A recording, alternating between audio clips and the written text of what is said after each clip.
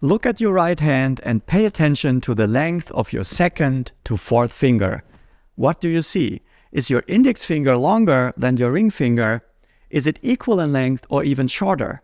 What you're looking at is the so-called 2D to 4D digit ratio, and in this video, I will tell you which ratio will go along with a large penis. My name is Stefan Buntrock. I'm a board-certified urologist and sexologist, and if you are interested in topics like these, check out UroChannel and subscribe to get notified whenever I upload new content. So when you look at your hand, and I was telling you to look at your right hand because somehow the differences appear to be greater here, the ratio you observe between your index and ring fingers reflects fetal testosterone estradiol exposure. This is something many of you may not be aware of, but when you still weren't born, you were subjected to testosterone for the first time in your lives when you were 10 to 15 weeks old. Your hand tells you how much testosterone it was, because if your ring finger is longer than your index finger, we call this a low 2D to 4D ratio, you were exposed to a lot of testosterone.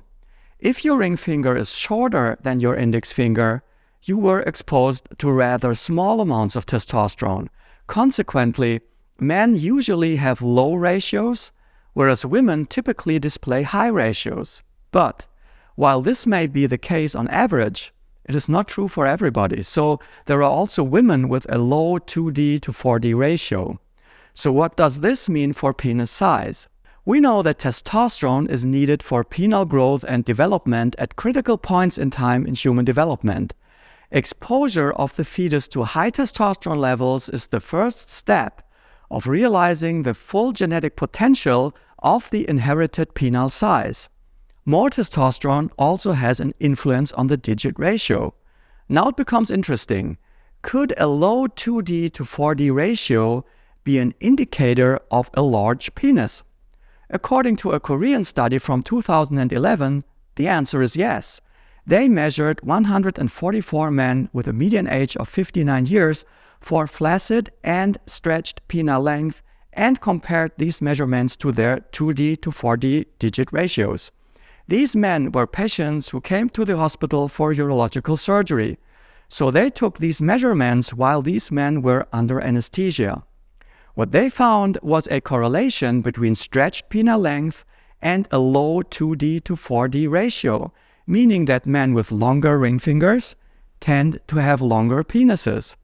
According to YouTube analytics, only 7% of my audience are female. So you women out there who watch this, next time you go out and want to have an estimate of the size of your date, look at the fingers of his right hand to figure it out. But this is not it. There is even more, so keep watching. There is an abundance of research on digit ratios, and I quickly skimmed some of the articles. They assessed athletic performance, musical skills, and even success as a high-frequency financial trader. What can I tell you? Men with low 2D to 4D digit ratios outperformed all the others. One of the explanations was that prenatal testosterone levels also shape brain structures, so that these men are able to take decisions quickly and also take more risks, which makes them more successful overall. But before you feel like a loser because your index finger is longer than your ring finger, I also found an article in the Christmas edition of the British medical journal called "Giving Science the Finger: Is the second to fourth digit ratio a biomarker of good luck?" In this study, they found a correlation between a low 2D to 4D ratio of the right hand and good luck. They assessed luck by letting the study subjects select 5 cards from a deck of playing cards presented to them face down. They repeated the process twice and ranked the cards according to standard poker rules.